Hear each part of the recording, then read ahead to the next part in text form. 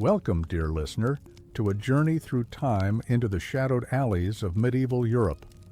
As you settle in for a restorative sleep or a moment of calm, I invite your mind to drift through the mist-laden streets where the figure of the plague doctor once roamed, a symbol both of hope and dread.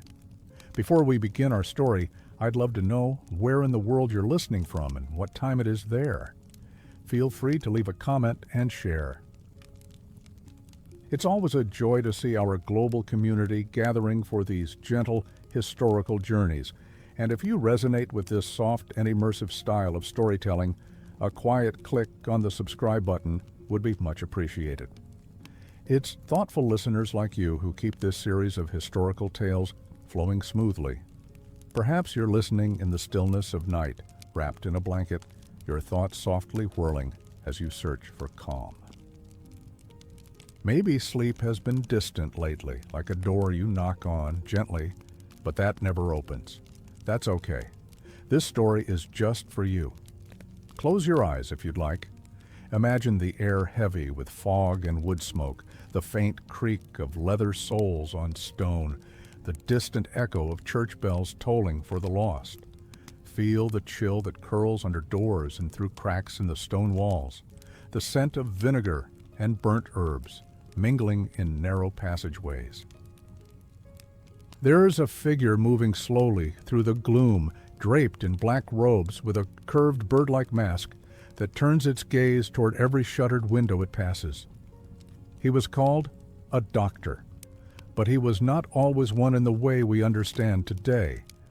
He was a presence summoned by fear, by helplessness, by the collapse of what little order people clung to.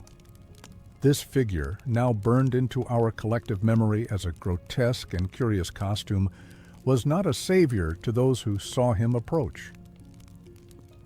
He was a harbinger, a walking omen, a last resort. Tonight, we will not talk about the plague itself. Not really. Instead, we will follow the quiet footsteps of the man inside the outfit, the one who buttoned up the thick coat and pulled the mask over his face day after day, to enter houses where no one else dared to go. We will feel the weight of his solitude, the smell that never left his clothes, the sound of breath muffled behind linen and waxed leather. We will wonder with him what it meant to be surrounded by death and still be expected to remain upright, useful, untouched. He did not fight the disease as a hero. He was a body placed between the living and the dead, often by force or desperation, and in that position, silent, restricted, and sometimes nameless, he watched what others could not. He recorded what others tried to forget. And so we begin, not with triumph or glory, but with a soft gaze toward the fragile humanity of those who walked into the heart of catastrophe, not to cure it, but to witness it, quietly, unnoticed, often unloved, always alone. The streets were silent, but not with peace. The silence of plague-ridden cities was a silence of abandonment, of doors sealed, of laughter forgotten, of daily noise replaced by the occasional groan or the rustle of wind passing through empty market stalls. It was into this eerie quiet that the figure stepped, wrapped in layers of dark, heavy fabric, face hidden behind a grotesque beak. The plague doctor's uniform did not begin as a symbol. It began as a desperate experiment in survival, designed not for aesthetics, but out of a flawed understanding of disease. In the 17th century, it was believed that sickness floated invisibly through the air, carried by something called miasma, a corrupt, foul-smelling vapor thought to emerge from rot, from sin, from imbalance in the world and body. People feared the air itself and sought ways to shield themselves from what they could not see. The long overcoat was made of thick, often waxed fabric, intended to protect the skin from contact with infected matter. It rustled stiffly as the doctor walked, a barrier between flesh and death. The gloves, tightly fitted and made from soft leather, were meant to guard the hands from accidental touch. But it was the mask, the infamous elongated mask that turned this outfit into something almost otherworldly.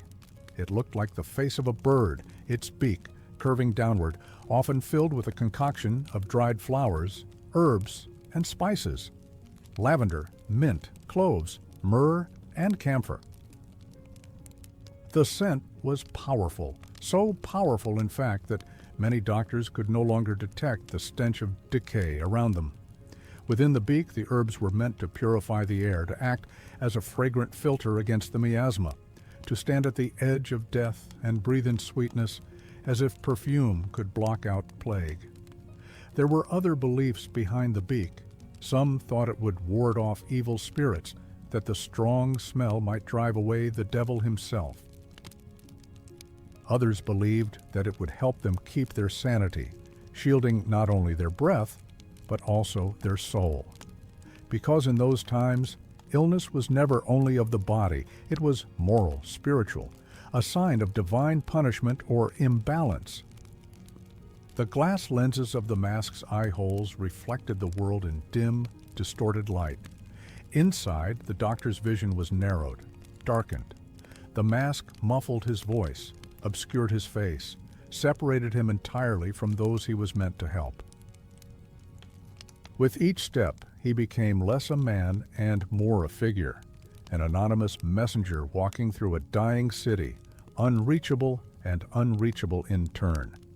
This uniform, so carefully assembled, so rooted in both science and superstition, was not invented to comfort. It was a kind of armor, not just against infection, but against fear, against recognition, against grief, and yet, for all its purpose, it failed to protect many who wore it. Beneath the layers, the doctor was still a man, breathing, trembling, sweating inside that shell. He could still fall ill. He could still feel dread. The mask may have hidden his face, but it could not silence the pounding of his heart when he turned a corner and found another body, another family lost, another door marked in red. It was never just a costume. It was a ritual of preparation for descent into horror, repeated day after day. Like a soldier fastening his armor, or a priest donning vestments for a funeral. The doctor's garb was the visual language of despair, stitched into reality. Over time, as the centuries passed and the plagues faded into history, the image of this uniform was stripped of its weight. It became theatrical, comical even. A carnival disguise, a mask for the curious, but in those cold stone rooms and blood-smeared streets, there was nothing comical in it. The beaked mask was a breathless tomb of its own, a wearable coffin that moved. And so the origin of the most frightening uniform in history was not born from malice or madness, but from terror and trial. It was an answer to a question that had no solution. How does one walk among the dying and remain untouched? The answer in those days was cloth, leather, herbs, and a beak full of desperation. He arrived with no ceremony, no trumpet, no welcome. Just a name hastily scribbled in a ledger, a purse of coins exchanged under tense silence, and an agreement made more from fear than trust. The plague doctor, that strange and grim visitor, did not come to heal in the way we might imagine. He came under contract, a silent pact written in ink and panic between himself and the city that summoned him. Cities in the grip of plague became like fortresses under siege, gates shut tight, markets closed, families hidden away behind boarded windows. Officials, desperate to manage the unmanageable, sought someone, anyone, who might navigate the chaos with a veneer of control. The plague doctor was not always chosen for his skill, but for his willingness. Willingness to step where others refused, to document, to witness, to touch death so that others wouldn't. And so the contracts were drawn, legal, often shockingly specific documents that laid out the terms of service for the doctor of pestilence. They detailed not only what he would do, but what he must not do. A careful choreography of boundaries. Do not live among the healthy. Do not touch what has not been marked. Do not enter sacred spaces. Do not return once dismissed. These clauses were born from superstition as much as from caution. It was believed that the doctor himself could carry the pestilence with him, that his clothes absorbed disease, that his breath lingered with contagion.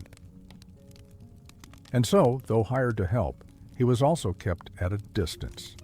He often lived outside the city gates in temporary lodging built just for him. His food was brought and left at the door, his wages delivered in sealed pouches. He was called upon only when needed, then avoided once the need had passed. He was a ghost in life, a man paid to hover between the living and the dead. Many plague doctors were not locals. They were foreigners, summoned from other regions, sometimes even from across borders, because their presence carried less emotional risk. If they fell ill and died, they left behind no grieving family, no children waiting at the door, no neighbor to mourn them.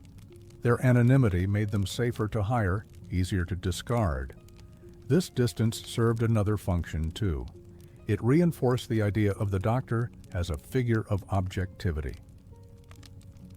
An outsider, untouched by the affections or loyalties of the place he served. He became an instrument, not a neighbor. A tool of the state, not a man of the people. But this arrangement had a price. For all his duties, the doctor was often offered no real protection. If the city collapsed under the weight of the plague, he was left behind. If he was accused of failure, he was blamed. If he died, his belongings were sometimes burned before they could be returned to his family for fear of contagion. The very presence of a plague doctor walking the streets was, in itself, a public announcement of crisis. He became a living symbol of death's approach. People avoided him. Children were told to hide if they saw his mask at the corner. Doors were shut tighter when he passed. Some even threw stones at him, cursing him as a carrier, as if he summoned the disease rather than tracked its path. And so this contract, this agreement struck between man and city, was one of mutual mistrust.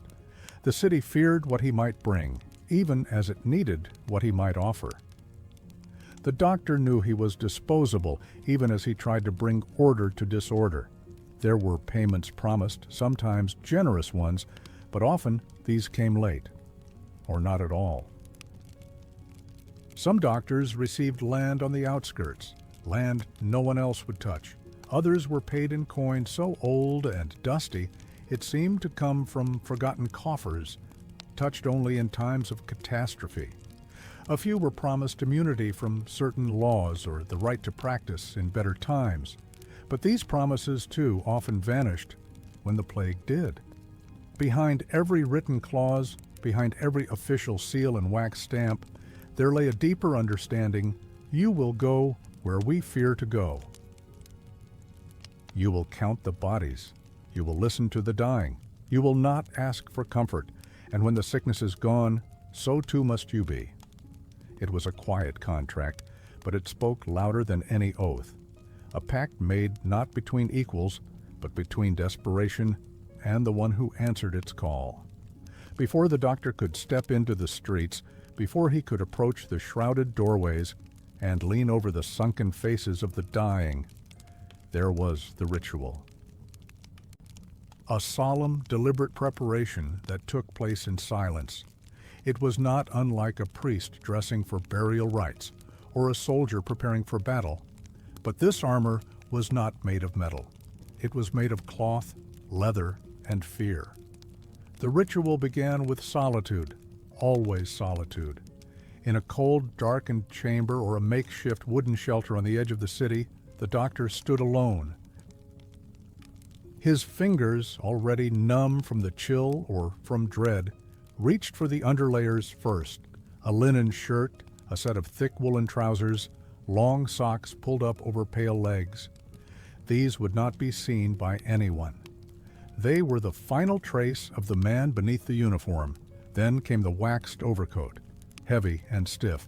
It creaked as he lifted it, as if it resisted being worn. The coat reached from neck to ankle, closing tightly over the chest with buttons or toggles of bone or wood. It smelled faintly of beeswax and smoke, of something unnatural, preserved. Next, the gloves, thin enough to move, thick enough to separate. They isolated his hands from the world. No touch could pass through them. No comfort could be offered. Then the boots, high and sealed, pulled up with effort over the trouser cuffs. The soles, often reinforced, echoed when he walked, sharp against stone, but it was not yet enough. Over the gloves, over the coat, he added the apron, sometimes leather, sometimes layered fabric, tied at the waist like a butcher. It served not only as protection, but as a shield against splashes, against the marks of his labor that he would not wish to bring back into his chamber. And then, only then, did he reach for the mask, the beak, the curved leather snout that had come to symbolize dread itself. He lifted it slowly, often with both hands. It was heavier than it looked, not just with material but with meaning. The inside was already filled, stuffed with a mixture of herbs and dried petals, soaked in oil or vinegar, intended to guard his lungs from the invisible poison in the air. He placed it over his face, the straps tightening around the back of his head. The lenses darkened his view. The beak changed his breathing, deepened it, distorted it. He was no longer himself. He became the mask. The sound of his own inhalation echoed within the hollow space, a constant reminder that he was breathing through layers of protection, through fragrance and fear. Over his head, he pulled the hood. Sometimes sewn into the coat, sometimes separate, it fell over the mask, concealing the edges, ensuring no skin remained visible. Not his neck, not his hair, not even the curve of an ear. Last, he took up the staff, a long rod, sometimes made of wood, sometimes iron. It was his distance. His pointer, his tool. He used it to open doors, to lift blankets, to turn bodies. With it, he never had to touch. And then, only then, he was ready to leave. Outside, the air was still. The scent of decay mingled with the acrid sting of burning herbs. The sky, often overcast, pressed down like a lid on the city. And into this, he stepped, covered, protected, alone. Each time he dressed, the ritual was both preparation and farewell, a goodbye to his own reflection. A departure from the world of the living into the world of the dying. There was no witness to this transformation, no applause, no prayer, only the repeated act of becoming the barrier between plague and people. And he would walk, day after day, encased in his silence, muffled by his garments. Beneath the layers, sweat gathered. The smell of vinegar soaked into his skin. The herbs in his mask wilted, grew damp, needed replacing. He could not speak without effort. He could not eat without disrobing, and so often he simply didn't. Time passed differently inside the uniform. Days blurred, hours dragged, sounds became distant. The world seen through the round lenses was grainy and gray. The doctor's body, encased and hidden, began to forget warmth, began to forget softness. To dress this way was not just to protect, it was to disappear. And each morning, as he began again, the act of donning the garments was a reminder that he had survived the night, that he would now enter the realm where others had not, and that someday he too might fail to return to this chamber, that the hands fastening the mask might one day be someone else's, or no one's at all. He walked without being followed, not because he commanded authority or admiration, but because his shadow was unwelcome. Streets that had once echoed with commerce and conversation now lay in unnatural quiet, interrupted only by the cry of gulls or the distant cough of the dying. He passed closed windows and shuttered doors. Behind many of them, life had already slipped away. The plague doctor's work did not happen in clinics or halls of healing. It happened in the tight, fetid rooms of the poor, the silent parlors of the once prosperous, the alleyways where bodies lay slumped like discarded cloth. He did not speak unless necessary. His presence was enough. He arrived, recorded, witnessed, and left. The silence was part of his role. It was not detachment, it was defense. Inside the homes, the air was heavy. The smell struck before the eyes could confirm it. A blend of sweat, excrement, decay, and something sour that clung to walls and lingered on his clothes long after he had left. The windows were often sealed, either by fear or by death. Candles flickered low in corners, beds sagged beneath the weight of fever. Faces turned toward him not with hope, but with acceptance, or nothing at all. There were times when he entered to find a family already gone. The body still warm, the silence thick. Other times he was summoned to find a single survivor among many, a child curled under a table, an old man whispering to no one, eyes wide, skin gray, voices fading. They did not always know what he was. Some begged him to pray, others spat or shrank back. He documented what he could, names, if they were known, symptoms, when observable, number of dead, time of arrival, time of departure. With each visit, he added to a record that was rarely read and never cherished. A slow accounting of a world collapsing in fragments. Behind the round glass of his mask, his eyes scanned the rooms. He saw what others could not bear to, fingers blackened and curled, tongues swollen and cracked, sores that wept and bled. He listened to coughs that tore through silence like thunder, to the final gasps of those who had no one else to witness them. And he watched the transformation, not just of bodies, but of the living around them. He saw the mothers who no longer wept, the fathers who stared blankly at the floor, the children who no longer reached out. He bore silent witness to the moment when grief turned to numbness, when mourning ended not with healing, but with exhaustion. Behind his mask, he could not cry, not because he lacked feeling, but because there was no room, no space for salt and sorrow behind the leather and herbs. He breathed through the rot. He stood amid the ruins, and he kept going. There were nights when he returned to his chamber and removed the garments with trembling hands, when his knees gave way, when the visions lingered, a body convulsing, a face frozen mid-prayer, a scream that cut short. He was not immune to horror, only hidden from it by necessity. But the worst, perhaps, was not the grotesque. It was the pattern, the repetition. The knowledge that tomorrow would bring the same scenes, again and again. That the map of the city was now a map of death. That every alley had a name and a smell and a memory he could not shake. In time, he stopped counting days. The hours bled together. The morning's light meant little. The evening's dark offered no rest. Sleep, when it came, was thin and filled with whispers. He dreamed of the faces, not the worst ones, the quiet ones, the ones that looked at him and said nothing. The ones that waited. He was the last to see them, the last to know they had existed. And so he walked alone through the landscape of loss, a figure marked not by heroism, but by proximity, a witness, silent and soft-footed, moving through a world that had forgotten how to speak. He did not seek to heal anymore. He sought only to endure. The mask was more than protection.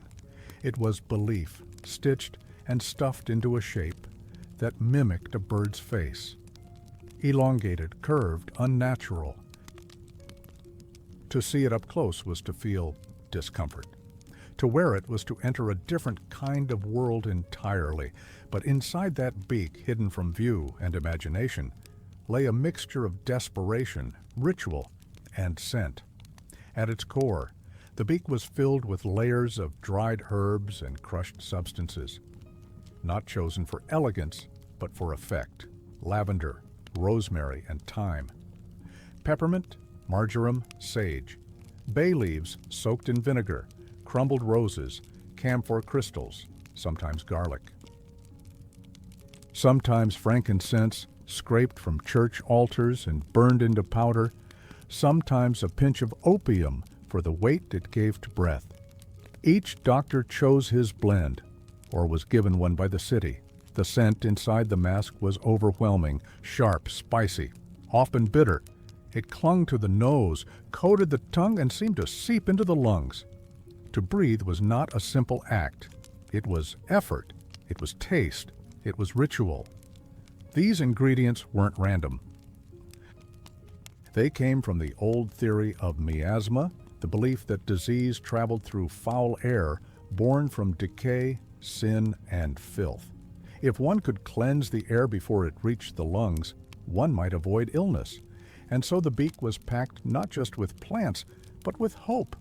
Hope that perfume might be stronger than plague. Some used ambergris, a waxy substance from Wales, once prized for its mystical qualities.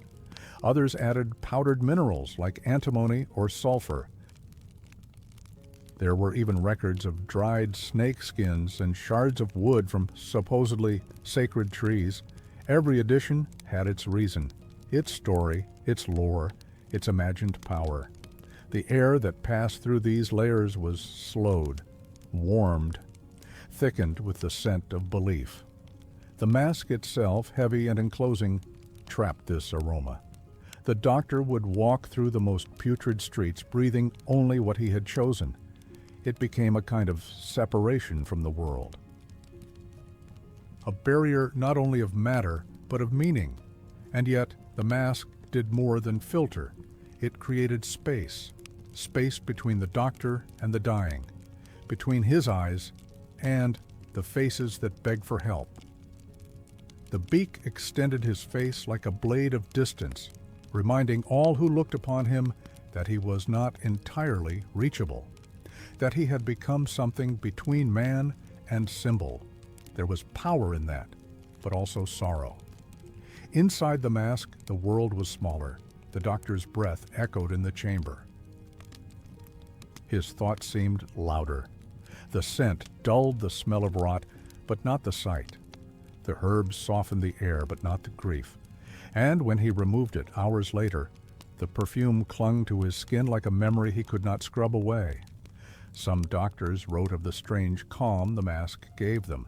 Others spoke of dizziness, of nausea, of hallucinations brought on by the constant inhalation of strong, sometimes toxic mixtures. A few confessed they feared taking it off, as if, without the mask, the death they kept at bay might suddenly see them clearly. And so the beak was more than a filter. It was a vessel, a coffin for scent, a sanctuary for breath, a theater of survival. It hid the face not just from others, but from itself. What lived inside the beak was not just herbs and spice. It was fear, carefully arranged. It was a spell of containment, repeated with every inhale. It was the fragile belief that something could be done, that death could be slowed by lavender, or that corruption could be stopped with mint. It was, in the end, a garden grown inside the mouth of a mask, a desperate bouquet offered to the invisible. The city did not sleep. It held its breath beneath a veil of stillness, like a patient waiting for a diagnosis it already feared. In narrow lanes and behind barred doors, the bodies of the fallen lay in silence, and someone had to count them. It was not done with books or ledgers in the way of merchants. It was not a task of precision, but of impression, estimation, and ritual. The plague doctor's job was not only to observe the living, but to note the dead, to create a human map of devastation. But he could not touch them. He carried with him a long stick, often carved from ash or oak, smoothed by use and sweat. It was not a cane of dignity or age. It was an extension of his arm, a means to reach without contact. With it, he lifted cloths, poked limbs to confirm rigidity, tapped walls to draw attention. It was also a weapon, if needed. A way to keep others away. A staff of command in a world with no order. When he entered a home, the doctor would often begin by marking a stroke of charcoal against the doorframe, a scratch upon a wall, a symbol known to officials but meaningless to the common eye. Each mark signaled who had been seen, who had been touched by death. Sometimes it meant quarantine. Sometimes removal. In many cities, the walls themselves spoke. A red cross painted beside a doorway, a smear of blood on a shutter, a scrap of linen tied to a handle. These were not random. They were warnings, signs, codes between the living and those sent to gather the fallen. Inside, the count began. Not with paper, but with the eyes. He would move room to room, noting the number of forms, still twisted, covered in sheets. If names were known, he would record them later, if time allowed. If not, he would write unknown, followed by age, guessed from size or bone. Sometimes there were 5, sometimes 15, sometimes more than could be counted in a glance.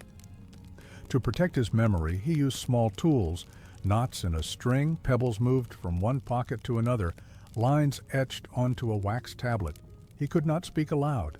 To speak was to risk, so he recorded in silence. Outside, others waited, grave diggers if they had not yet fled. Laborers paid in bread or coin to carry the bodies away. The doctor pointed with his staff. Here and here, not there, not yet. His gestures became language, a language born of necessity, devoid of ceremony. There were days when the count broke down, when the numbers exceeded understanding, when whole alleys were filled, and the air itself seemed to shudder under the weight. He marked the houses with larger signs then, bolder strokes, sometimes with tar. Messages to the authorities. Do not enter. Too late. Some houses were skipped, not from neglect, but from fear, from impossibility. Too many stairs, too many voices behind doors, too much risk. And so the count was never perfect. It was never whole. It was not meant to be. It was a gesture toward memory in a time of forgetting, a fragile attempt to witness the scale of loss. What the doctor carried with him was not only the list of the dead, but the imprint of their final rooms. He remembered the layout, the smell, the odd placement of a hand, the whisper of a final breath that seemed to wait just for him. He wrote it down later when the clothes were removed and the herbs refreshed, if his hand still held steady. There was no glory in the tally, no reward for accuracy, only the knowledge that someone had tried to see, that someone had looked and named and counted, even as the world looked away. And when the sun set and the day's numbers blurred in his mind, he would sit in his corner holding the staff that had touched what he could not. And he would wonder, not for the first time, whether the dead remembered being counted, whether, in that final hour, it mattered to be seen. In the depths of the medieval world, sickness was rarely just sickness. It was punishment, it was test, it was sign. The line between body and spirit was not yet drawn in ink, and so to suffer was to be judged. To be marked by disease was to be stained by something invisible, perhaps sin, perhaps fate, perhaps the wrath of something greater. The plague doctor stepped into this belief like a shadow into a darker shadow. He was not merely a man with tools and herbs. In the eyes of many, he was something closer to a priest or a judge or a figure sent to pronounce the sentence already known but unspoken. His arrival signaled not only infection, but confirmation of guilt. For some, the disease had come because they had failed in piety, in modesty, in obedience. Entire sermons were written blaming the sick for their suffering, the poor for their poverty, women for their independence, foreigners for their presence. The plague became a moral storm, and the doctor its witness. Inside the homes he entered, the fear was not just of death, it was of damnation. The cries of the dying were often confessions, words of regret spilled from cracked lips. Apologies to long-dead relatives, bargains whispered to unseen listeners. The doctor heard them all, but did not answer. He could not. He was not priest. Yet in those moments, he became something like one. He stood beside the dying not to absolve them, but to document their fall. And still they looked to him. Some kissed the air near his gloves. Some tried to press rosaries into his hands. Others begged him to listen, to record their names, to tell someone they had believed, repented, hoped. He did not always write those names. Sometimes he forgot them before he left the house, not from cruelty, but from burden. The names came too quickly, too often, too desperately. They flooded his mind until nothing remained but sound. And among the healthy, those not yet touched by fever, his presence inspired another kind of fear, the kind that makes people cleanse their homes with fire, that drives them to sleep on stone floors in acts of penance. That forces them to beat their own backs with rods, leaving trails of blood in the street. Flagellants, they were called, marching through cities, crying out for forgiveness, their wounds open to the infected air. They believed that if enough pain was offered, the disease might pass over. That fear, channeled into agony, could purify the soul, and the doctor watched them from behind his lenses, breathing through his bouquet of herbs, knowing the air would not spare them. There were moments when he was asked to pray, not to God, but aloud, so the room would feel less alone, and sometimes he did. Or he recited words that sounded like prayer, Latin phrases half-remembered, rhythms meant to soothe. They did not cure, but they comforted. He knew that fear itself was a kind of contagion, that it spread faster than fever, that it bent the mind before it touched the body. And yet, the belief remained that to fear deeply enough, to tremble with enough devotion, might shield the soul, if not the skin. In some towns, the doctor was made to perform ceremonies, small rituals at the door, marking the threshold with chalk, circling the house 3 times, reciting verses from memory. These acts were not medicine, but medicine had failed, and so anything became a cure. Anything might work if believed hard enough. And as the night stretched longer and the candles burned lower, the doctor understood. It was not the disease they feared most. It was the silence after, the question of what would become of them, not only their bodies, but their place, their memory, their meaning. Fear became a currency, a confession, a hope, and in his quiet way, the doctor became its keeper, not to punish, not to heal, but to witness how a soul, facing the end, trembled not only from illness, but from the thought that no one would remember it at all. There's a kind of silence that speaks louder than screams. It is the silence that filled the chambers where plague doctors laid down their garments at the end of a long day, each movement heavy with fatigue, the air thick with the scent of vinegar and wilted herbs. In that stillness, long after the cries of the infected had faded, another sound emerged, a quiet unraveling, slow, invisible, deep. The mask may have shielded the doctor from disease, but it did not protect the mind. Beneath the surface of routines and observations, something more fragile was fraying. The early signs were small, almost unnoticeable. A tremor in the hands as he wrote his notes. A longer pause before putting on the mask. A moment of hesitation at a familiar door. Then came the dreams.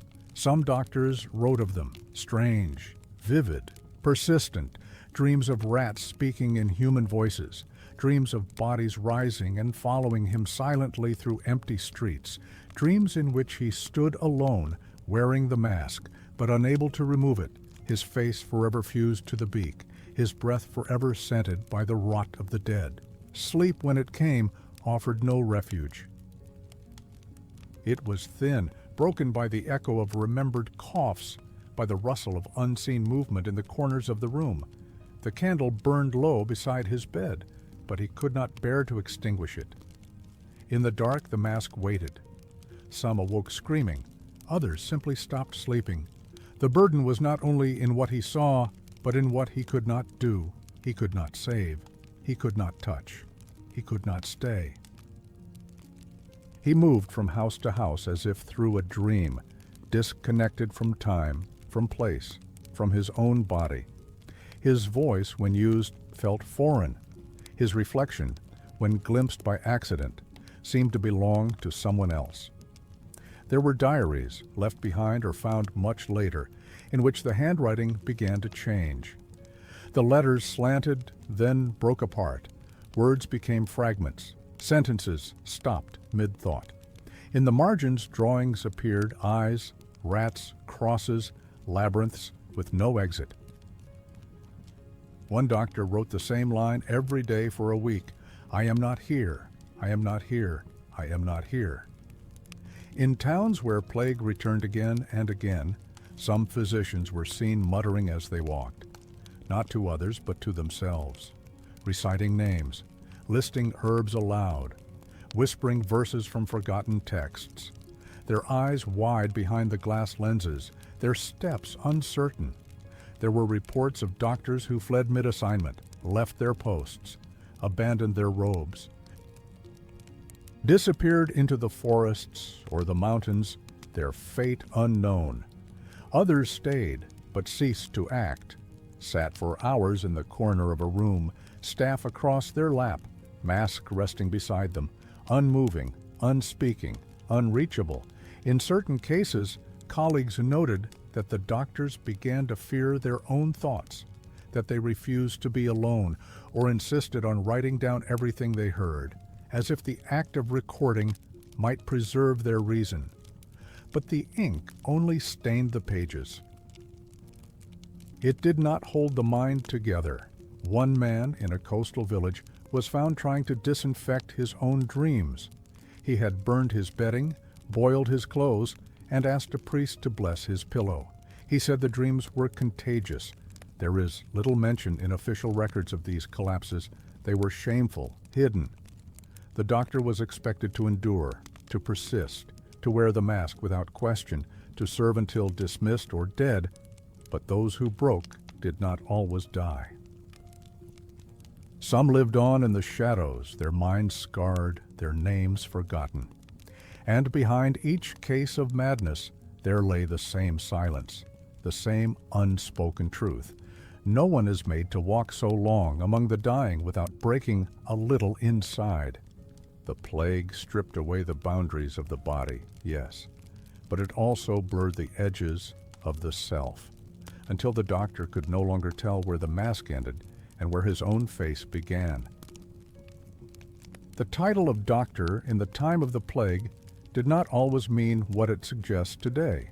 It did not guarantee knowledge, nor experience, nor even the ability to treat. In truth, many who donned the beaked mask had little or no formal training. They were not healers in the modern sense. They were participants in a ritual of fear, dressed in the robes of borrowed authority. During the worst waves of the plague, cities grew desperate. Their own physicians often fled or perished. Those who remained were overwhelmed or unwilling to risk further exposure. And so the call went out, not just to scholars of medicine, but to whoever would answer. Barbers, known for bloodletting and tooth-pulling, stepped forward. Butchers, familiar with the insides of animals, were hired for their apparent ease around flesh. Clerics, moved by duty or summoned by decree, took up the staff and robe.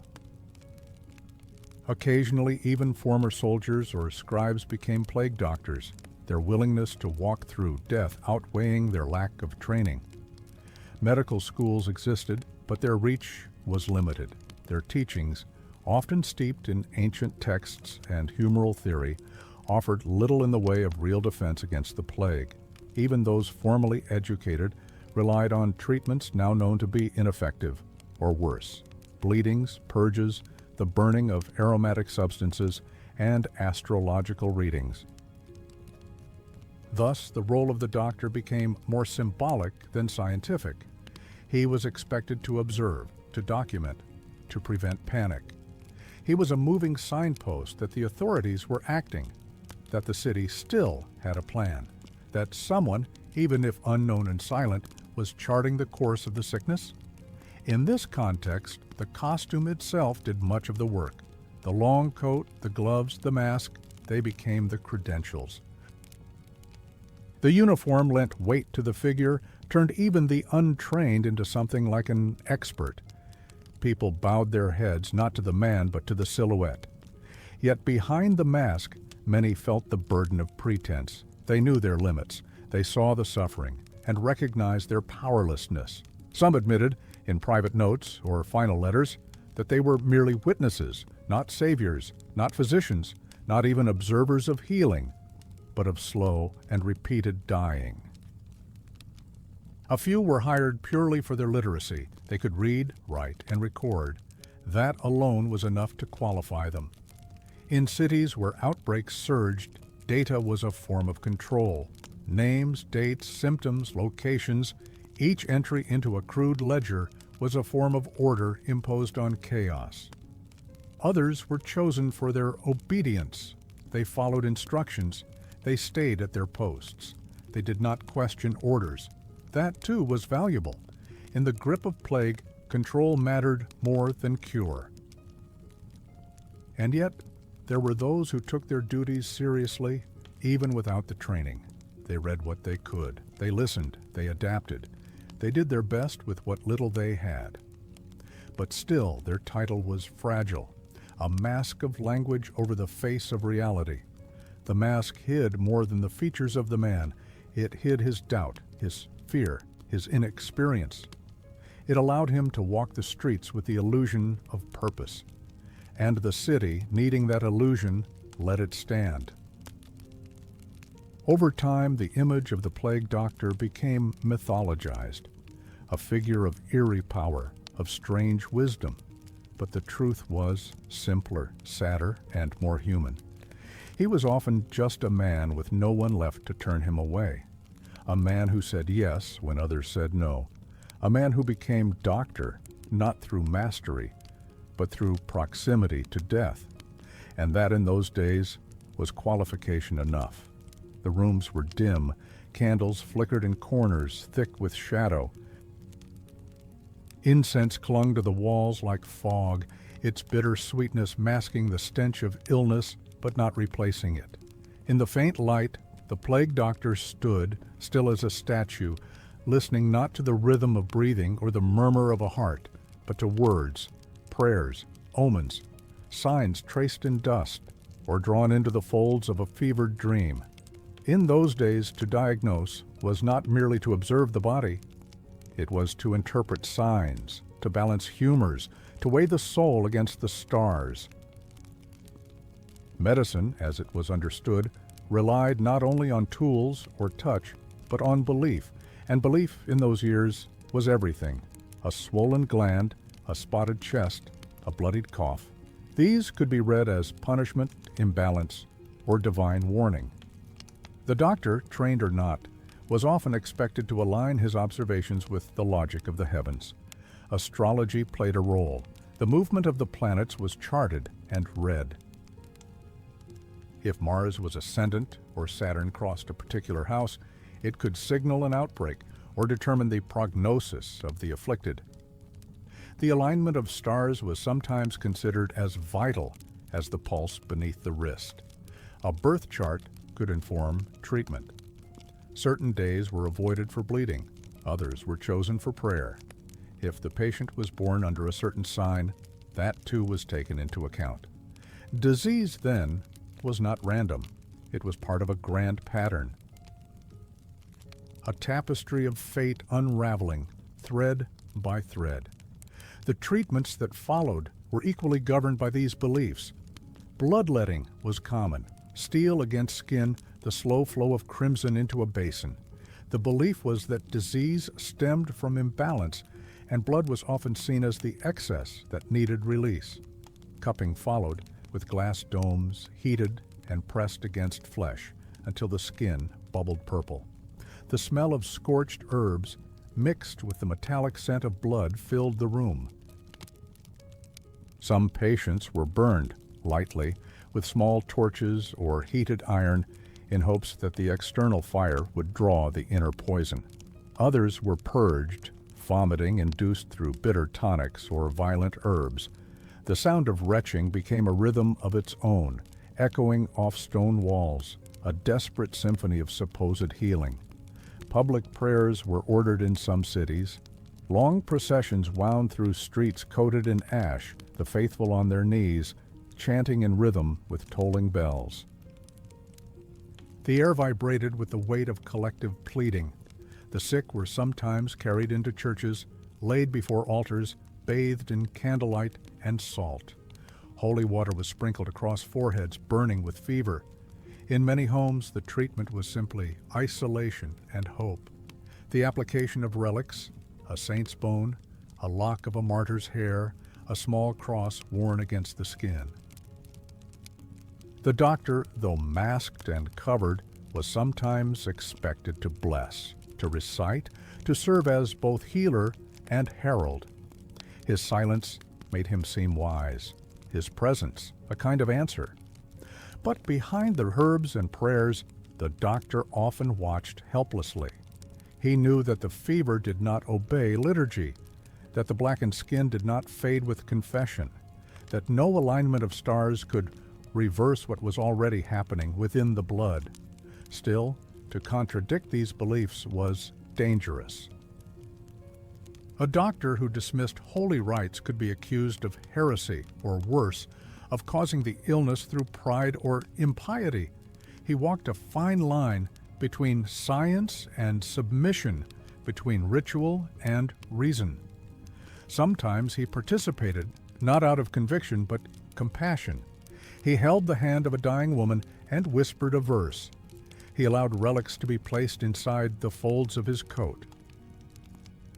He burned incense not because he believed, but because the mother beside him did, and in that moment belief was all she had left. The sound of whispered prayers in a room thick with sickness, the soft rustle of a page turned in a book of saints, the bitter taste of herbs crushed with trembling hands. These were the tools of healing as much as salves or scalpels. They did not cure, but they soothed. The plague doctor bore witness to a world where faith filled the silence left by medicine's absence, where the body was treated not as a mechanism, but as a vessel of sin or grace, where healing was hoped for in symbols, in seasons, in stars. And when he left a house, his garments heavy with scent and sorrow, he often carried with him the question no chart could answer. Was the soul lighter now, or only the body in death? When the plague loosened its grip, it did not leave quietly. It faded like a storm receding beyond the hills, leaving behind broken things, empty homes, scarred faces, and silence in places where once there had been music or laughter. But perhaps more quietly, more cruelly, it left behind those who had walked among the dead, the plague doctors.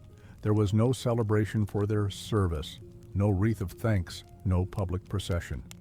The mask that once marked them as necessary now made them suspicious, avoided, feared. The same leather robes that brushed through plague-choked alleys now seemed stained with the memory of disease. People stepped aside when they passed. Some crossed themselves, others whispered. The smell did not wash out.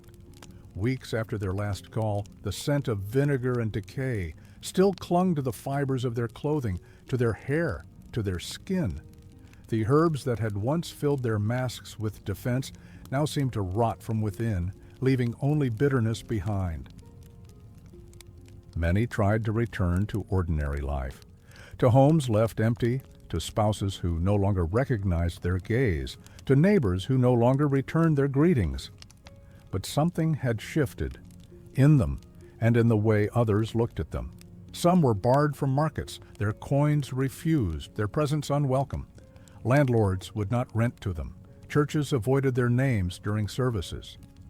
It was as though the work they had done, painful, thankless, had marked them permanently. not with honors, but with something akin to a curse. There were those who were stoned, not in formal trials, but in moments of collective fear. A returning doctor, his robes tucked under his arm, crossing a familiar square. A child sees him, screams. Others join. Stones fly. No one speaks afterward. Others simply vanished. Left the cities where they had served and walked away into obscurity. Some joined monasteries, changing their names. Some became wanderers, never removing the gloves they once wore in duty. A few took to silence, not by vow, but because their voices found no ears willing to listen. Their pay, when it came, was often tainted, coins that bore marks of pestilence, land that had been taken from the dead, items bartered instead of gold, a pair of boots, a cart, a sack of barley. One doctor was given a cottage so remote, it was said he spoke to no one for the last 20 years of his life. Documents tell of lawsuits filed by doctors who never received their promised wages, petitions ignored by councils, now eager to forget the crisis. It was as if the city, in healing, sought to erase the memory of its own desperation, and with it, the figures who had served during its darkest days. Worse still were the funerals, or the absence of them. For those who had died in service, there were no grand burials.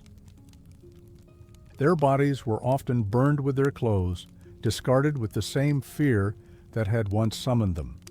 Some were buried in unmarked graves, others left where they fell, their names forgotten or remembered only in records sealed and shelved. The humiliation was quiet, persistent, not loud like the cries of the dying, but soft like a door closing that would not reopen. The doctor became a relic, a walking memory of a time no one wished to remember. And yet he remained, breathing, watching, waiting for a place that would accept him again.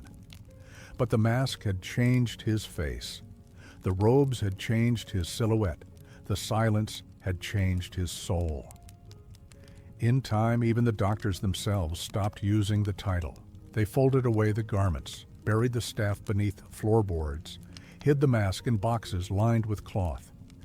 And when asked what they had done during the plague, they said as little as possible. Or they lied. The world had needed them, then feared them, then forgot them.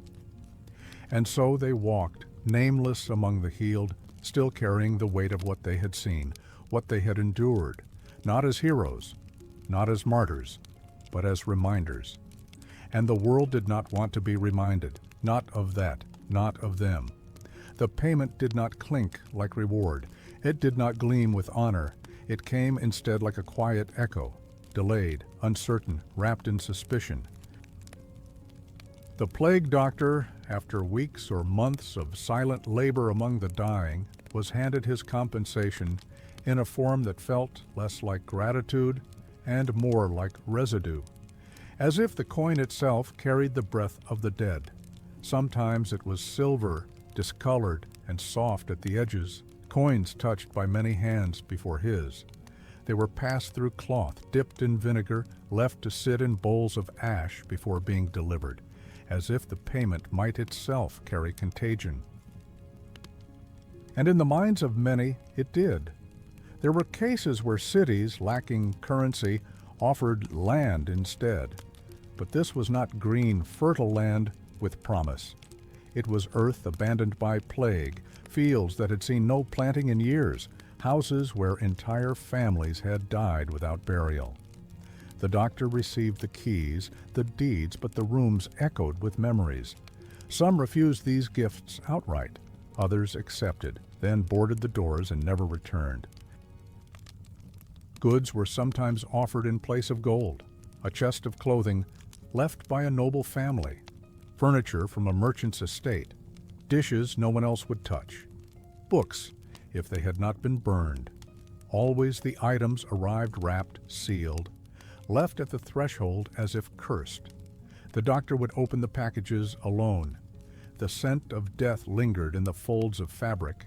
A cracked mirror, a pair of gloves too small, a ring that still bore the indentation of a lost finger. He touched them with hesitation, as if by holding them he might inherit the sorrow inside. There were testaments, legal notes written in haste, names scrawled at the foot of beds promising compensation that never arrived. Cities pleaded poverty, councils denied responsibility, paper disintegrated. The men who had promised were often dead themselves, and the doctor, still living, was left to argue with silence. Even when paid, the money was difficult to spend. Vendors looked twice. Inns raised their prices. Taverns refused service.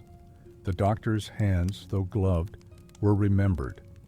His mask, though absent, lingered in the memory of those who had seen it pass. He was associated not with wealth, but with what the wealth represented: loss, death, the shadow that had crept through their streets. In time, some doctors gave their earnings away, to churches, to orphans, to fire. Others buried them, fearing what the coins carried. One wrote in his journal that he could hear the voices of the dead when he opened his pouch. Another claimed the silver turned black when touched by moonlight. Most made no such claims aloud. They simply used less, needed less, ate alone, slept far from others. The pay they had once counted on became a kind of tether, tying them not to comfort but to memory, and so the salary of death became its own burden. It came not as reward, but as reminder. Every object earned bore the fingerprints of those lost. Every coin felt like a toll, paid at the edge of some invisible river where healing had failed and witnessing had taken its place. The plague doctor, once a shadow among shadows, now stood in the light with his hands full, but full of what no one else wanted. And in the quiet of his chamber, with the scent of dried herbs still woven into his coat, he understood what the payment truly meant. It was not for the work. It was for the silence he carried after. The beak moved before the man. Its shadow fell long on cobblestones. Its shape warped in torchlight, curled in corners of vision like a creature not meant for the living. And when children glimpsed it, they fled. When windows cracked open to its passing, shutters slammed shut again. The mask did not reassure. It announced. In the imagination of the people, the plague doctor's mask was no longer a barrier to disease. It had become an omen. A figure of death disguised as aid, a silhouette that lingered in dreams and returned in nightmares. It was the form of the feared walking calmly among them and yet utterly apart. Superstition thickened around the mask like smoke around damp wood. Some whispered that the beak itself stored illness, that the herbs inside fermented and birthed new poisons, that the eye holes saw not flesh but soul, that the man behind it was no longer man at all. To see the mask was to be reminded of the sickness, of the unburied, the untouchable, the unseen. And so, as the doctor walked his route, he was followed not by mourners or patients, but by fear. It pulsed out from him like heat from an iron, shaping the air around his steps. There were stories. A child died the morning after a doctor passed her window. A goat collapsed when brushed by the edge of his coat. A candle extinguished at his approach, though there was no wind. These stories passed from mouth to mouth, growing with each telling. The doctor, once a symbol of order, became a creature of misfortune. Mothers pulled their children away. Merchants refused service. In some towns, men formed watch groups, not to protect the doctor, but to drive him out. They claimed the mask called the sickness, that its shape mimicked a vulture for a reason, that where it pointed, death followed. There were attacks, stones thrown from alley mouths, baskets of waste tipped from windows. Once, a rope stretched across a darkened street, set to trip him as he passed. Another time, dogs were loosed, their growls rising above the sound of coughing. The doctor never ran. His movements remained slow, deliberate, shaped by ritual and the weight of his garments. But the mask, once worn for protection, had become a target, a mark of otherness that could not be removed. He could not take it off, not without risking his life. Not without breaking the illusion that there was a plan, a boundary between him and the dying, and so he wore it, even as he became hated for it. He began to walk at different times, at dawn, when fog still covered the ground, at twilight, when vision blurred and recognition softened. He stayed to the narrowest paths. He made his visits quickly. He spoke less, which was little enough already. Inside homes he was still feared, but also needed. Outside he was no longer either. He was just seen. And being seen in that shape was enough to invite suspicion. Sometimes when he returned to his quarters, he would set the mask on the table and stare at it. Not as an object of science, but as a reflection, a second face he had grown used to and yet never quite accepted. Its curve, its leather, its scent of oil and spice.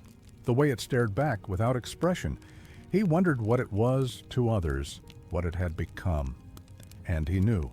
It was not a mask, it was a warning, a moving prophecy. A shape carved into memory, and those who looked upon it did not see the man.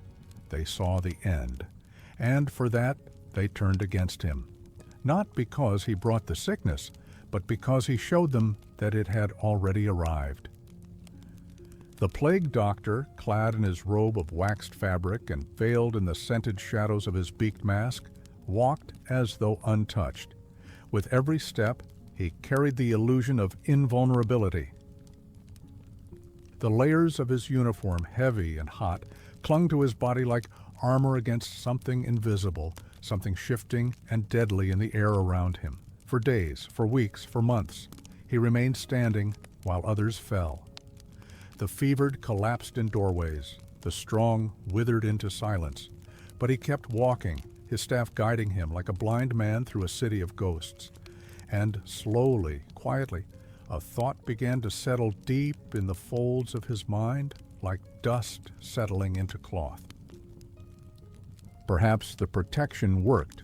Perhaps the herbs and leather and rituals had formed a barrier between his flesh and the rot that surrounded him. Perhaps the prayers whispered by the dying had shielded him in ways he would never understand. Perhaps he was not merely resistant, but chosen. He moved through rooms without flinching, lifted shrouds with practiced hands, bent over children whose eyes had long ceased to blink. He documented, inspected, touched through linen and glove.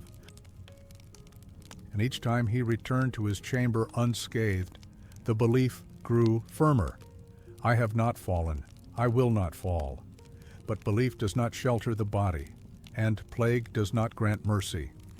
The signs came subtly, a slow pulse of heat in the limbs, a flicker of dizziness, a strange taste in the mouth, metallic, sharp, unfamiliar. He blamed it on the air, on fatigue, on the sleeplessness that had grown into his bones.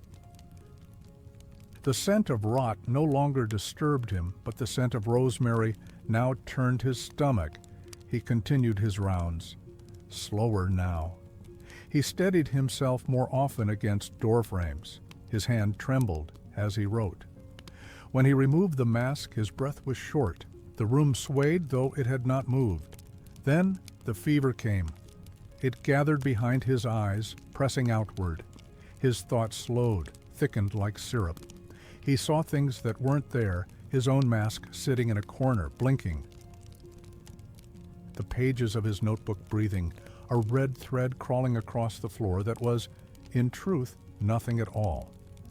He tried to deny it, to dress again, to step out into the world, but the robe was too heavy, the light too sharp, the mask suffocated. He could not bear the scent of the herbs inside it anymore. In the end, he lay down, not on the bed, but on the floor beside his staff. The uniform spread out around him like a discarded skin. His final notes were written in trembling lines, the ink smudged. He did not beg, he did not curse. He wrote one sentence left unfinished. "I thought I had," and then silence. When his body was found, there was hesitation. The mask was burned before it could be touched, the robes doused in oil and set aflame, the floor scrubbed with vinegar, then lye. The men who removed him did not speak his name. Somewhere a record bore it, a ledger listing payment, a line marking the date. But no monument, no prayer. His immunity had been imagined, his death expected. A risk written into every step he had taken, and in the ashes, the scent of lavender still lingered, soft, slightly sweet, and then gone. Words became dangerous. Spoken aloud, they might carry the breath of plague, warm, invisible, fatal. So the plague doctor learned to speak differently, in gestures, in glances, and when needed in marks made quickly, on scraps of cloth or the back of his glove, in charcoal, in wax, in silence. Inside his pocket, wrapped in oil-soaked leather, he carried small sticks of blackened wood. Charcoal hardened and smooth to the touch. It stained his fingers, left dark smudges on the edge of his robe, crept into the creases of his nails. But it spoke when he could not. He also carried cloth, strips of linen, frayed at the edges, often taken from the garments of the dead, or donated by those who hoped it would be enough. These strips became his pages. Light, portable, able to absorb the urgent scribbles he etched in corners, in hallways, beneath fading candlelight. The messages were brief, sharp as splinters. Contagio confirmado. No entrar. 5 mortos. Buscar ajuda. And sometimes only numbers, or a small cross, or a single letter looped or jagged, its meaning known only to those who had learned the code. He could not linger long in one place. The longer he stayed, the greater the risk. So the messages were tied to doorknobs, nailed to wooden beams, slipped under thresholds with the end of his staff. Some were left fluttering in the wind like small pale flags, soaked by rain or carried off by the hands of desperate relatives. The ink was rare, if used at all. Paper, rarer still. It crumbled easily, absorbed the damp, turned to pulp in the fingers. Charcoal was more honest. It blurred when touched. It smudged like breath on glass. It reminded him that even words had a half-life in times like these. In certain cases he used slate, thin boards coated with wax, etched with a stylus, then smoothed clean again with a warm cloth. The scratch of the stylus echoed in the stillness. A soft rhythm of thought turned tangible. These tablets held names, symptoms, addresses, details that might one day be gathered, studied, understood, or forgotten. Latin was preferred in formal notes. It gave distance. It elevated even the simplest message into something that sounded like command. But when speaking to the dying, or their families, he sometimes used the common tongue, a single word written with care: corajum, silencio, paz. He did not expect answers. The cloths he used grew darker over time. The charcoal smeared, the fibers stiffened with repeated handling. He burned them when they grew too heavy with memory. Each fire a small cleansing, a funeral for words that had served their purpose. Sometimes he wrote for himself, lines of poetry half remembered, prayers whose endings he could not recall, a phrase his mother used to whisper when the night grew too cold. He tucked these messages into the folds of his robe, close to his chest. They were never meant to be read. The act of writing became a ritual, a grounding. In a world unraveling by the hour, to leave a mark was to insist, quietly, that something had been seen, that someone had been there, that silence had not swallowed everything. And when he returned at dusk or dawn to the small table in his chamber, he emptied his pockets of the day's scraps. Some he unfolded carefully, others he set aside without looking. the messages of the dead, the dying, the city that kept asking, wordlessly, for someone to watch. And he had watched. He had written. And in those dark, fragile lines, he had left behind more than records. He had left pieces of himself scattered across wood and cloth, waiting to be remembered or forgotten, equally, quietly. When the plague doctor died, there was no procession, no solemn ringing of bells, no cloaked mourners trailing behind a bier. His body was not prepared with oils or wrapped in linen by loving hands. It was not laid in a family crypt or remembered in carved stone. It was removed quietly, swiftly, like a risk that had outlived its purpose. Often he died alone, on the floor of his quarters, in a borrowed bed, in a church cellar, his mask beside him, its beak stilled. The room, filled with the scent of stale herbs and waxed leather, was sealed, not by custom, but by fear. Those who came to take him did so with hesitation. Laborers, summoned by the city, peasants paid in coin or bread. They wore cloths around their faces, soaked in wine or vinegar, and moved with haste. Their hands shook not from grief, but from the cold awareness of contagion. The doctor's robes were not undressed. His gloves remained on. The mask was not removed. Everything, body, garments, possessions, was gathered together as one. His notes, if found, were rarely kept. Sometimes they were read quickly for clues, but more often they were burned without ceremony. In cities where fires still burned for purification, his body was cast into the flames. The leather crackled, the herbs hissed, the cloth folded inward like wings. No prayers, no names, only smoke rising into a gray sky already heavy with ash. In other places he was buried, but not in the earth of saints or among the honored dead. He was laid in mass graves alongside those he had once recorded and counted. The same soil he had approached with caution now received him. The same silence he had walked through now closed around him. There were places where his body was left unclaimed, not out of cruelty, but from absence. He had no family there, no friends, no parish to speak his name. His room was swept clean, his name scratched from the register. Another figure removed from a list that never stopped growing. Sometimes his belongings were stored, the staff, the robe, the mask. But superstition clung to them like dust.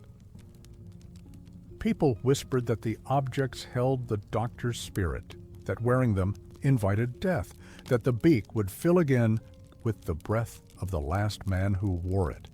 A few brave or desperate souls took the mask for themselves, donned the robes, continued the work. But most of the time the garments were burned, watched from a distance as if they might twitch once more before turning to ash. And if his name was spoken, it was not in reverence, it was in passing, as warning. That was the one who went to the convent and never returned. That was the one who treated the bishop's cousin. That was the one whose mask still smells of roses. But mostly his name faded, like the scent of his herbs, like the lines of his writing, like his shadow in the morning sun. The death of a plague doctor was not a tragedy. It was an inevitability, a number, a closed door, a silence that joined all the others. And still he had walked into it, knowing. Wearing the same robes that would become his shroud, carrying the same mask that would become his gravestone. No marble, no epitaph. Only the faint memory of a figure who moved quietly and then moved no more. In cities where the air itself seemed to groan beneath the weight of disease, where the wind carried more than dust, the breath became suspect. To inhale was to risk. To breathe deeply was to invite something unseen into the fragile folds of the lungs. And so the plague doctor did not walk through silence alone. He walked through smoke. The theory was simple, though its roots ran deep. If foul smells could carry disease, then pleasant ones must repel it. The air could be cleansed, not by wind or water, but by fire. A fumasa boa, a good smoke, was summoned into homes and streets, filling the spaces between walls, curling under doors, pressing against the rot with spice and ember.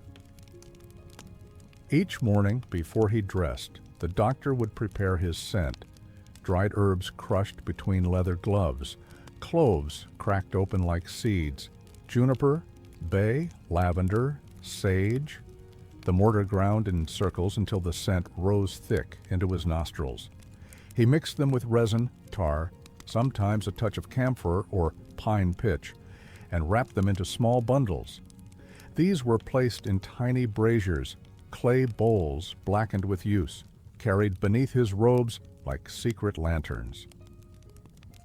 The embers glowed orange against his chest. Thin tendrils of smoke rose into the beak of his mask, feeding it from within, blinding his eyes with occasional tears. The warmth spread through the fabric, reminding him that there was still something alive against his skin. In wealthier quarters, the smoke was more elaborate. Entire rooms were filled with it, choked with cedar and sandalwood, orange peels dried to crispness, cinnamon bark singing on coals. Windows shut tight. Curtains soaked in vinegar. People stood in corners, eyes closed, mouth covered, listening to the fire crackle as if it were prayer. Outside, the street smoked too. Merchants burned barrels of tar and herbs at corners. In the countryside, entire fields were torched in hopes that the plague would retreat from open flame. The scent of purification mingled with the reek of decay, and the city became a place of layered smells, sweet and putrid, sacred and sick. Sometimes the smoke made people dizzy. The doctor, wrapped in his robes, sometimes stumbled after long exposure, his mind drifting in the fog of heat and smell. His skin beneath the layers began to itch. His throat scratched, but he continued, because it was safer to walk in smoke than in clear air. At night, he lit candles perfumed with balsam, left bowls of burning herbs beneath windows. The glow shimmered against the walls, casting long, flickering shadows of the mask across the stone. The scent soaked into the wood of the table, the fibers of the bedding, the seams of his coat. It was never gone. The fumasa boa became a companion. It followed him into each home. It marked his presence long after he had left. A scent trail lingering in stairwells and doorways. Some believed it sacred. Others feared it.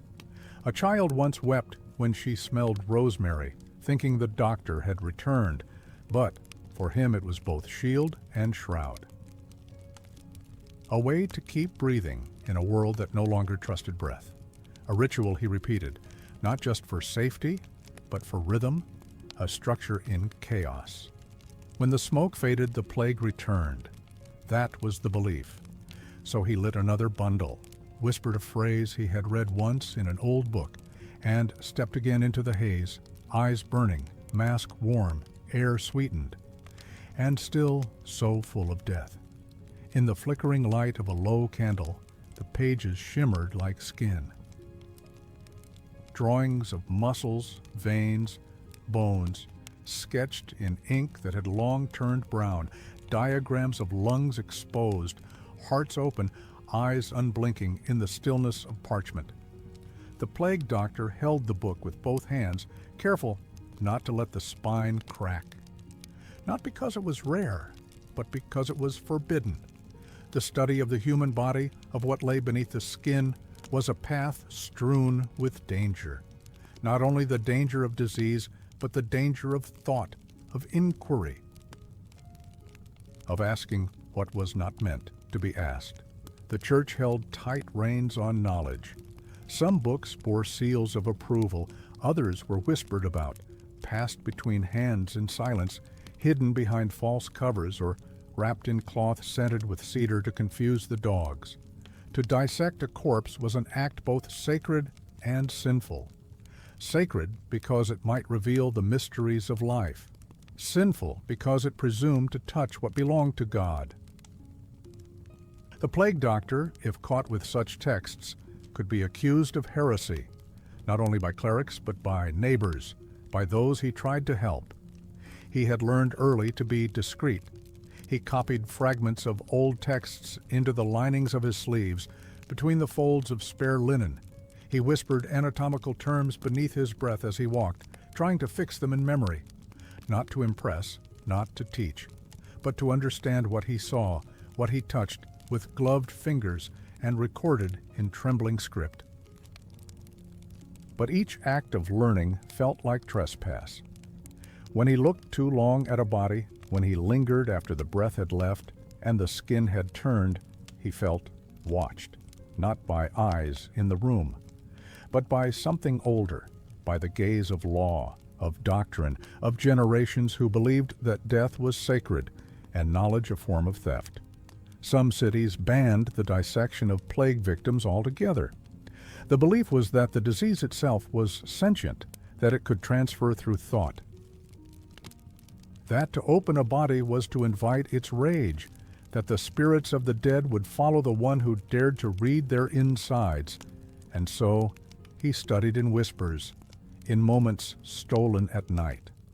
With doors locked and windows sealed, the air thick with the smell of drying ink and burning time. He traced the curves of scapulae with candlelight, memorized the hollow behind the knee. He tried to match what the books described with what he had seen in the street, in the beds, on the floors, under blankets stiff with sweat. But knowledge did not make him feel stronger. It made him feel smaller. The more he learned, the more he realized how little he understood. The human body, even in death, was a labyrinth. Its blood clotted in ways the books did not explain. Its breath halted for reasons he could not name. The pulse vanished like mist. Sometimes he wondered if the sickness lived in the knowledge itself, if the diagrams, so carefully inked, so precise, carried more than anatomy, if each page turned brought him closer not to truth, but to madness. He dreamed of bodies speaking, of texts bleeding ink across the floor, of lungs unfolding like wings and flying from the room. He awoke with the weight of words on his chest. And yet, he continued, because he needed to know, even if it changed nothing, even if it helped no one, even if it only gave him more accurate language to describe what he could not stop. The plague doctor, marked by superstition and silence, studied in shadows. And in those shadows, he carried a fear deeper than infection, the fear that to truly understand the body might cost him his soul, that to see too much might mean never closing his eyes again. The story survives in fragments, a note in the margin of a parish record, a reference in the faded journal of a fellow physician. A whisper passed through generations of quiet townspeople. No name is given, only a place and a year, 1647, somewhere in the south of France. A man arrived in robes already stiff with wear, his mask carefully packed, his hands calloused from service elsewhere. He was hired as others had been, hastily, with little ceremony. The city had lost its last doctor weeks before. Desperation hung in the air, heavier than the scent of smoke or the clatter of carts carrying the dead. He stepped into his role silently, observed, counted, entered homes, left markings. And like many before him, he rarely spoke, but he did write. In tight, careful Latin, he noted the progression of symptoms, the condition of homes, the rituals of mourning, and the patterns of death. His journal, now preserved in brittle sheets behind glass, carries the weight of exhaustion in every line. But it does not stop with the plague's end. It continues. He survived. While others collapsed, he remained standing. His mask, soot-darkened and worn, was eventually removed. His garments hung in a dry cellar. His hands, once gloved, returned to their natural stillness. But from the moment the last bell tolled and the gates of the city reopened, he spoke no more, not in greeting, not in reply, not in grief, not in joy. He was seen walking through the market, face bare, eyes distant, responding to no one. He returned to his lodging each evening, alone. He took meals without complaint. He nodded when necessary, but not a sound crossed his lips. A priest visited him, then a physician. They found no illness. His hearing was intact, his tongue uninjured, his voice simply gone. The townspeople called it penance. Others called it shock. A few said he had seen something that could not be named. His journal ends not with a conclusion, but with a change. The final pages are blank. Then, suddenly, lines appear again, sketches, not words. A door. A crow. A hand held out, but never touched. A circle of dark ink, drawn and redrawn until the paper nearly tears.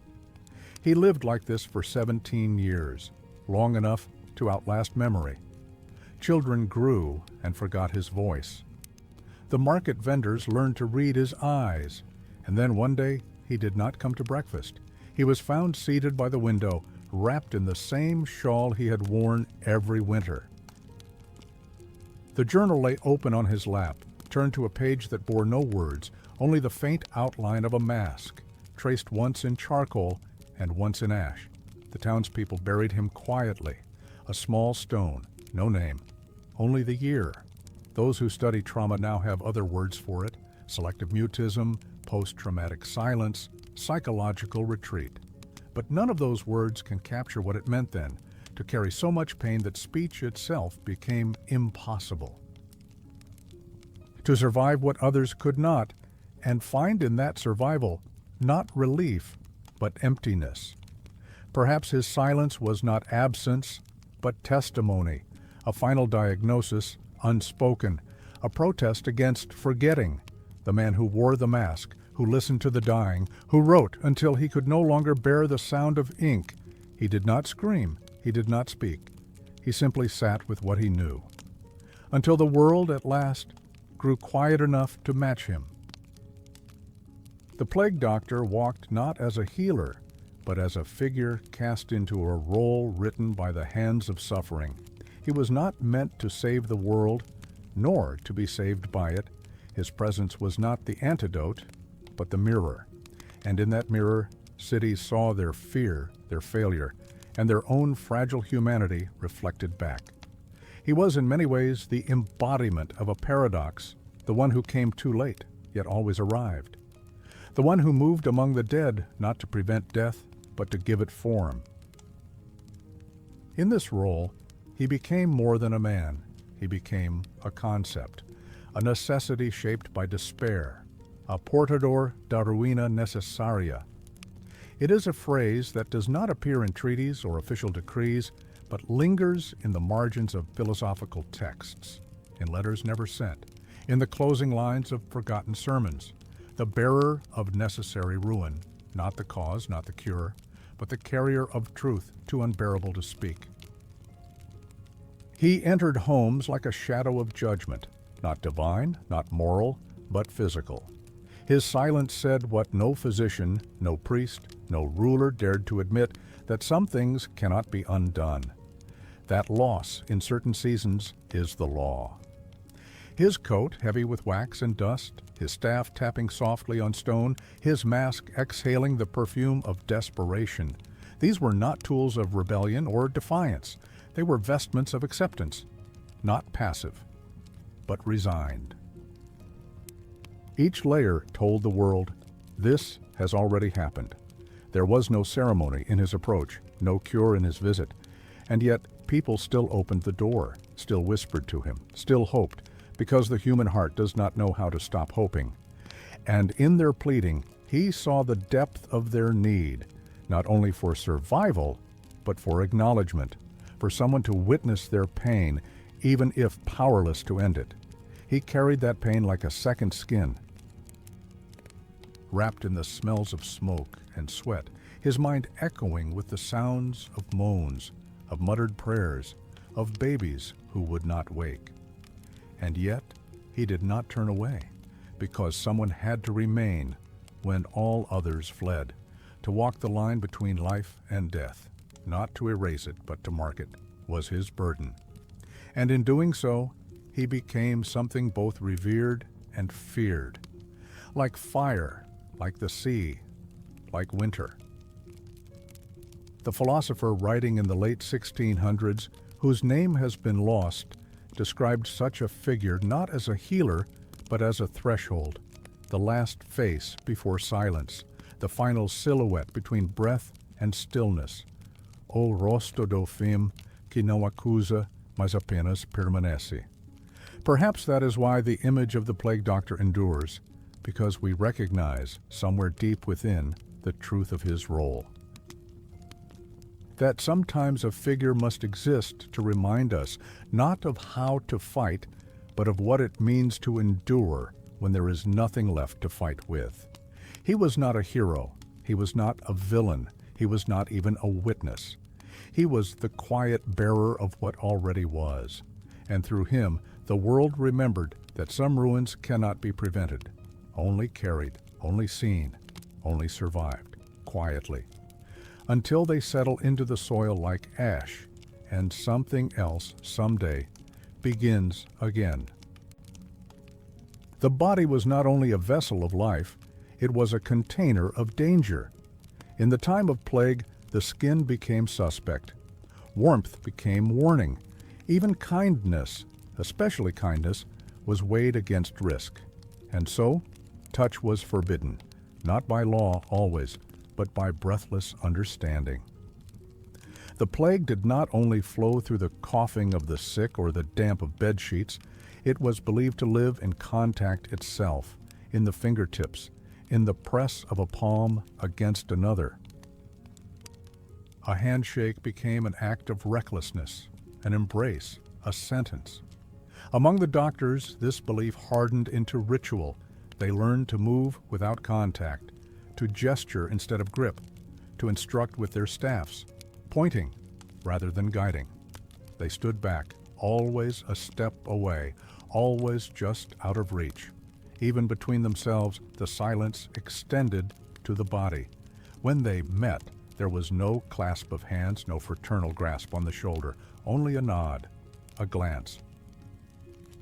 The shared scent of smoke and vinegar, the understanding that they were not simply avoiding contagion, but preserving the illusion that they could remain apart from what surrounded them.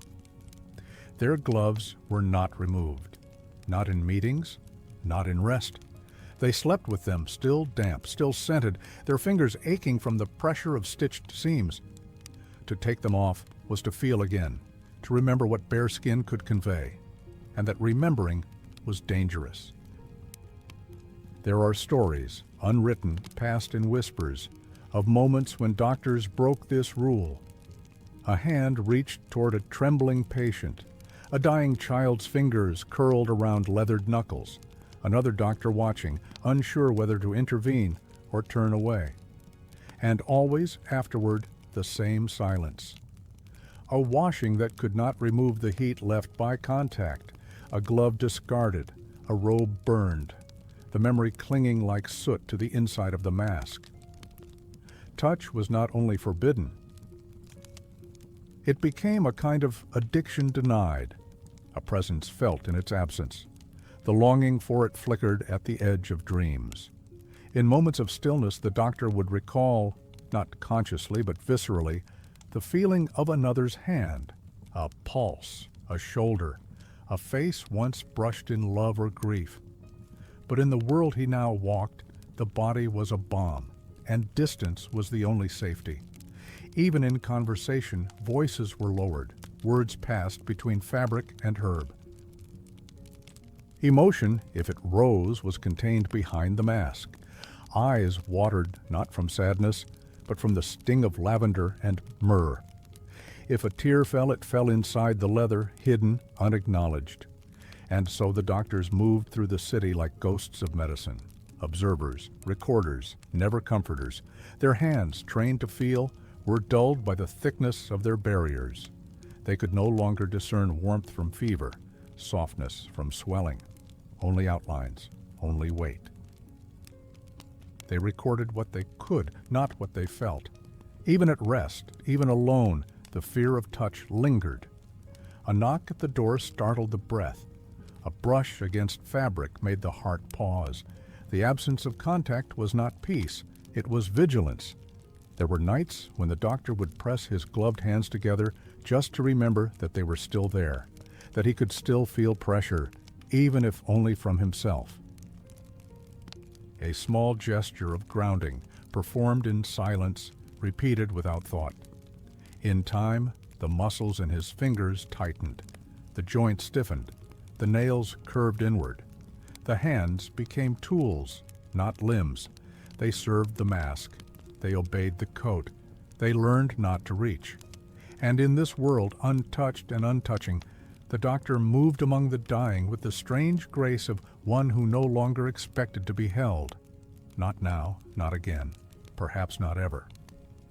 The room was small, no more than a cell. Its walls smelled of damp stone and old smoke. The single window, high and narrow, let in a gray light that changed little from morning to dusk. Outside, the sounds of the world came faintly. A bell, a cartwheel, the occasional bark of a dog. Inside, only breath, only silence. For the plague doctor, this space became both refuge and prison. Here he undressed, cleaned his tools, recorded his notes.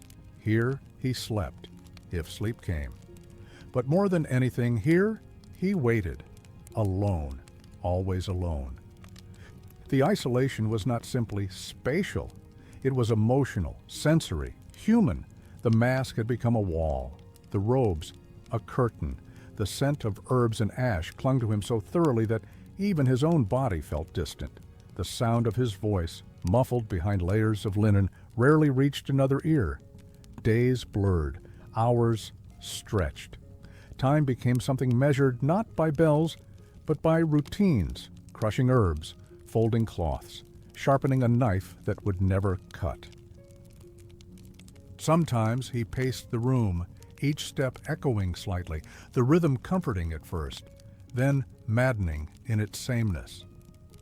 There were moments when the silence grew thick, not peaceful, but oppressive, a kind of pressure that bent the air. The shadows on the wall began to shift without movement. The candle seemed to whisper as it burned. He spoke aloud just to hear something, but even his voice startled him. He began to see faces in the grain of the wood, heard footsteps in the hallway when no one passed. A breeze stirred the corner of a page, and he turned as if someone had entered. But there was never anyone there. His thoughts, once sharp with observation, softened into something less precise. Memory became unreliable. He could not remember how long he had been in the city, could not recall the color of the sky when he had first arrived. His own handwriting looked unfamiliar. His own name sounded strange in his mind. He started speaking to objects. The staff leaned against the door, became a listener. The mask resting on the table seemed to nod. He asked questions to the walls. Sometimes he answered. These were not signs of madness, not at first. They were survival. The mind, left unheld, reaches out in any way it can. It creates company. It builds rhythm. It sings to itself in voices it does not recognize. But the line is thin, and over time, it bends. In cities where doctors were stationed alone, without even the presence of a colleague, the records grew odd. Notes written in mirror script, drawings of patterns that repeated page after page. Letters addressed to no one. A long sequence of numbers written with trembling care and then abruptly stopped. One doctor was found reciting the names of herbs to the rhythm of his footsteps. Another, years later, was discovered to have covered the walls of his chamber with charcoal drawings. Dozens of beaked masks, each slightly different, each staring back at him. They had become their role, not just in body, but in mind. The mask no longer came off. When the plague lifted, when the city began to breathe again, some of these doctors couldn't return. They stayed in their rooms, not from duty, but from fracture. The world outside had grown too large, too bright, too fast. Their minds, stretched thin by solitude, could not bear the closeness of others, could not tolerate the sound of unmasked laughter. And so they lingered, not insane, but altered. As if their thoughts had calcified around silence, the plague left many marks on bodies, on streets, on memory. But some of its deepest marks were invisible, etched into the quiet rooms where the doctors had waited, alone, listening, watching, slowly disappearing behind their own eyes. The wood of the doors told stories before a word was spoken, scratched, stained, weathered by hands now still. They stood as thin walls between breath and breathlessness, between the living and the unseen, and in time they bore marks, silent warnings scrawled in haste, in fear, in ink thickened by smoke and sweat. The plague doctor carried nails in a pouch at his waist, bent and reused, their heads stained with rust. With them he affixed messages to thresholds. Not letters of comfort, not instructions for healing, but verdicts, signs that a home had been touched, that it had passed from one realm into another. The parchment was rough, scraps torn from ledgers, from abandoned books, from the linings of old garments. He wrote with charcoal or the tip of a red stick dipped in wine. His words were brief, cold, necessary. Quarantine, suspected infection, no entry, all dead. Each word was a bell rung without sound.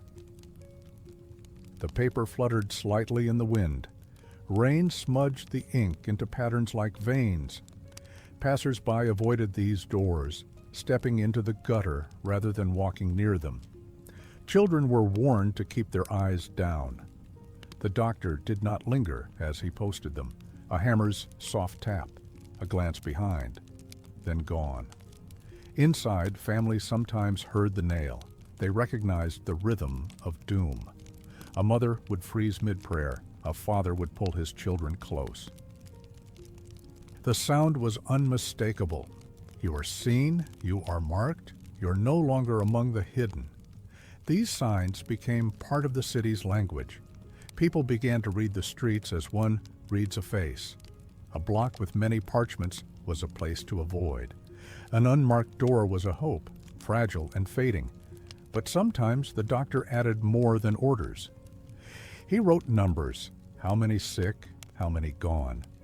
At times, a word not required, pray, wait, weep. A priest might read these before entering.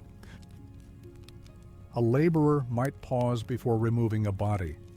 In some cities, colored marks replaced the messages, a red cross, a smear of soot, a bundle of dried herbs tied to the latch. But the paper held more weight. It carried a voice, even if the voice was gone. Occasionally, the doctor found his own writings defaced, messages torn down, ink crossed out. One note was returned to him, nailed to his door with a single word added, liar. Not all believed. Some resisted. Others feared the written word more than the plague itself. To be named was, in a way, to be condemned.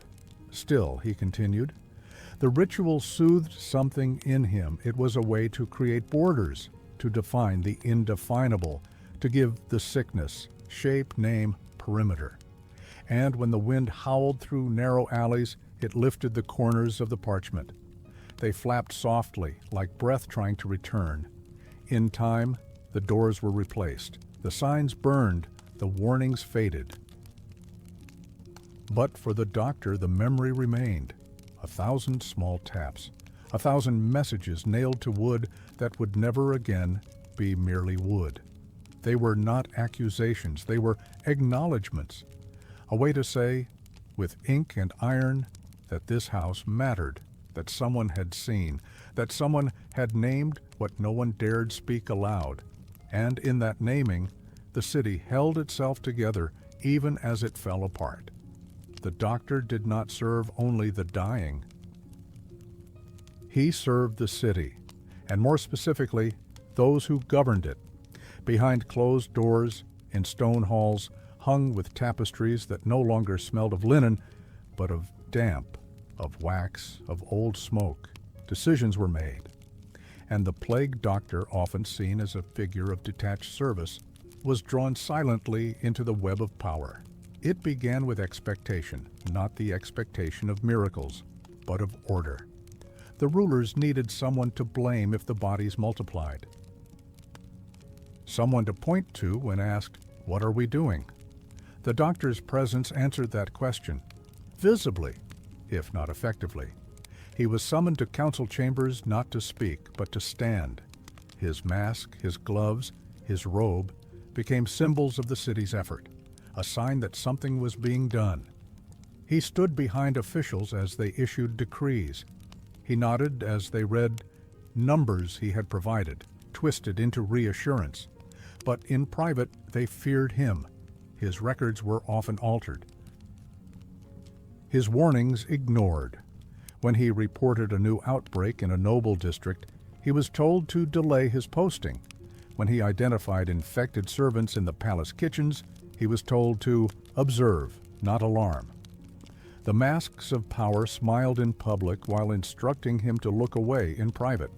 He watched as walls were built to protect the homes of the elite, not from plague but from panic.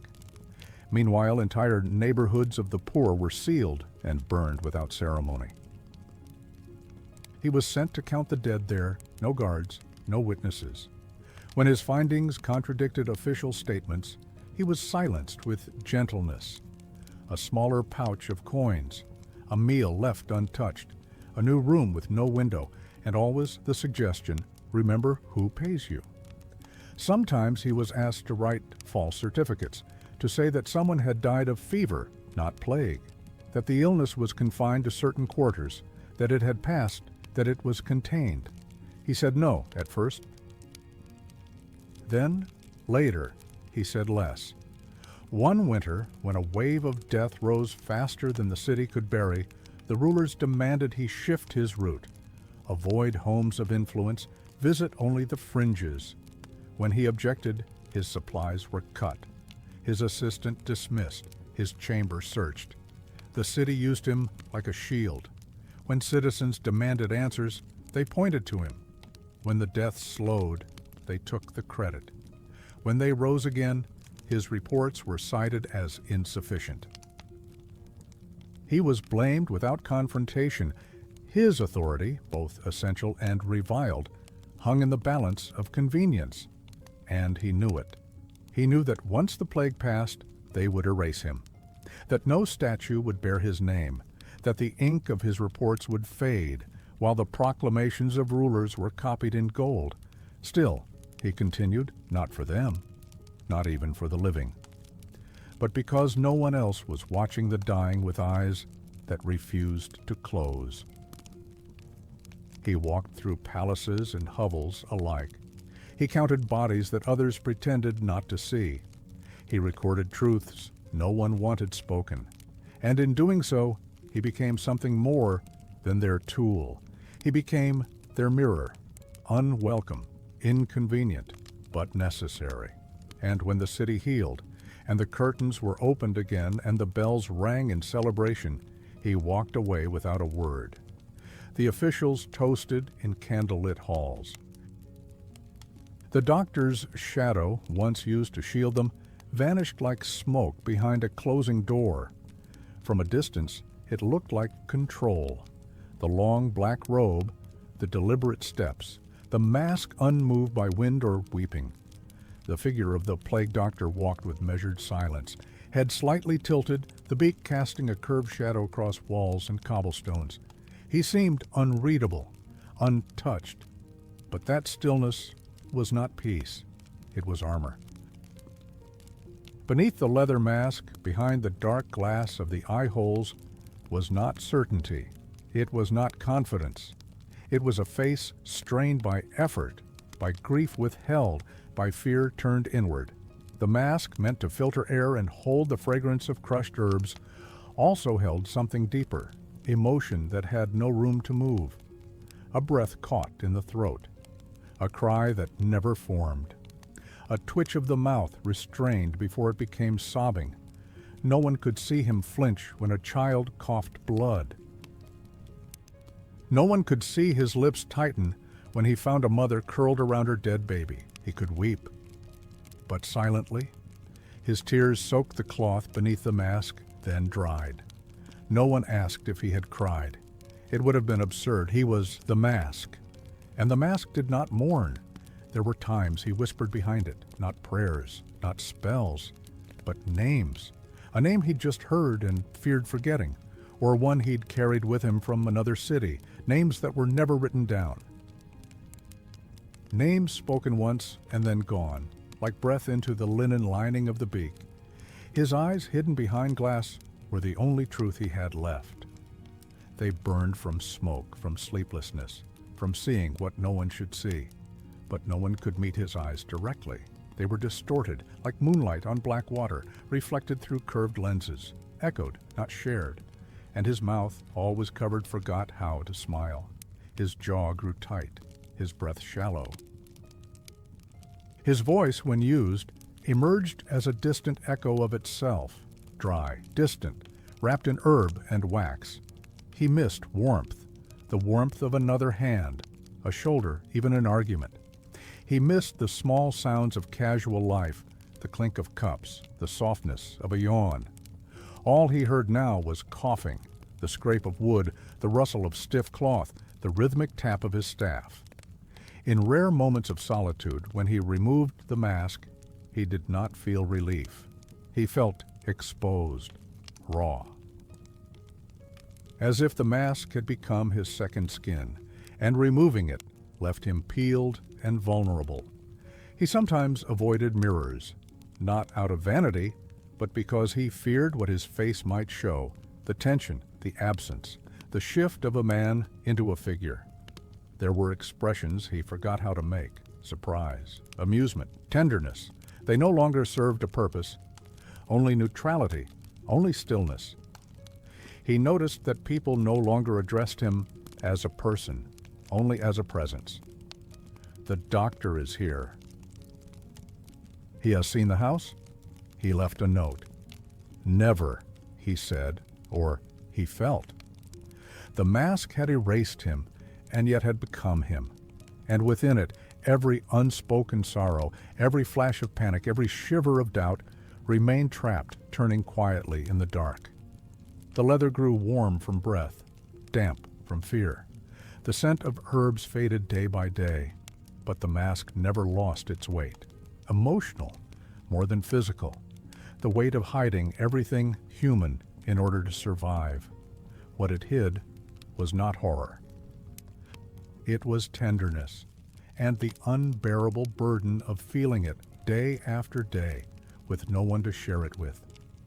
Even centuries later, the figure returns, not in flesh, but in image, in costumes at carnivals, in paintings behind glass, in films that flicker across midnight screens, the curved beak, the round black eyes, the long silhouette. It has become familiar, almost theatrical. But behind the performance, something lingers. The mask, once worn in fear and silence, is now sold in markets. It dangles from shop walls, recreated in plastic and feathers, in velvet and gold. It appears in video games, in comic books, in memes that trade tragedy for irony. People wear it for photographs. They smile behind it, and yet the discomfort persists. There is something in the gaze of that figure, unmoving, unreadable, that stirs unease even now. Because deep down, we remember. Not the history exactly, but the emotion buried in the shape, the dread, the waiting. The knowledge that someone must walk into suffering, not to end it, but to bear witness. In times of crisis, the image reemerges.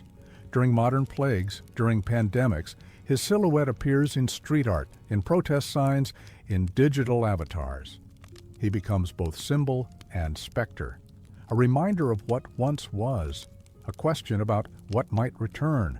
Children ask, was it real? And the answer is more complicated than yes. Because the Doctor is not only real in history, he is real in what he represents. The mask stands for the person trapped in duty beyond comprehension, for the face we hide behind when fear becomes too large, for the role we play when grief must be carried quietly. It stands for the uncelebrated work, the invisible labor, the silent heartbreak. We laugh now sometimes at the shape, the beak, the strangeness, but even in that laughter there is distance, a refusal to look too closely. Because if we did, we might see something familiar, something about our own masks, our own silences, our own ways of walking through a wounded world. Art preserves him, not as a hero, not as a monster, but as a question.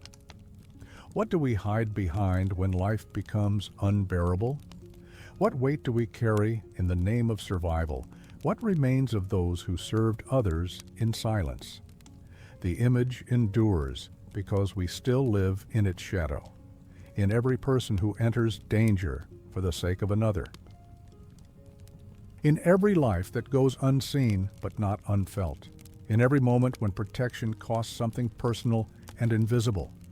The beak points forward always. The eyes do not blink. And the echo he leaves is not just one of death. It is of endurance, of witnessing, of the quiet, endless labor of those who bore the burden when no one else could.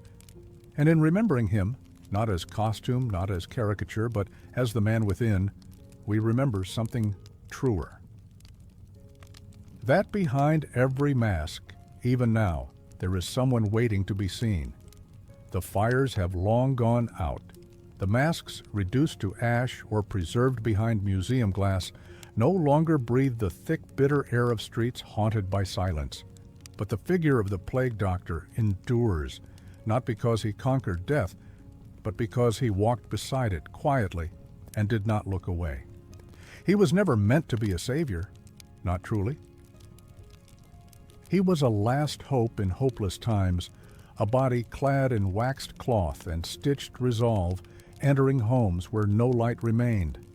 He came not with cures, but with presence, with ritual, with the willingness to be there when all others fled, and in this he taught us something that perhaps even he did not know.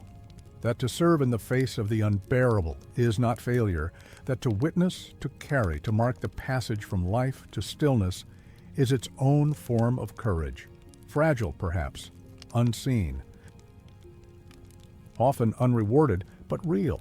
He did not defeat the plague. He did not emerge a hero. He was not welcomed back with parades or praise. Most often he vanished, returned to anonymity, or was remembered only as a shadow in alleys, a shape in the fog. But his legacy lives not in numbers or in names. It lives in the quiet insistence that someone must remain, that even in the worst moments, a figure will come, not to fix, but to witness, not to speak, but to stay. The medicine he carried was imperfect. Sometimes it was no more than smoke and superstition. But the deeper medicine was the act itself, the act of stepping in, of facing decay and despair, not with triumph, but with presence. The mask was not a barrier against death. It was a veil of compassion, a sign of someone choosing to remain human amid the inhuman. Perhaps that is the deepest lesson, that survival is not always a matter of healing. Sometimes it is a matter of being willing to stand still in the storm, masked, silent, steady, so that others do not have to face it alone. And when the last page of the plague is turned, when the robes are burned and the tools buried, what remains is not the science, not even the suffering. What remains is the echo of a figure who stayed, who walked forward when others fled, and in doing so, taught us that endurance is its own kind of grace. If this quiet descent into the past has spoken to you, I would be deeply grateful if you offered a silent click on the like button and perhaps subscribed for more winding explorations through the haunting and intricate corridors of history. Until next time, good night and sweet dreams.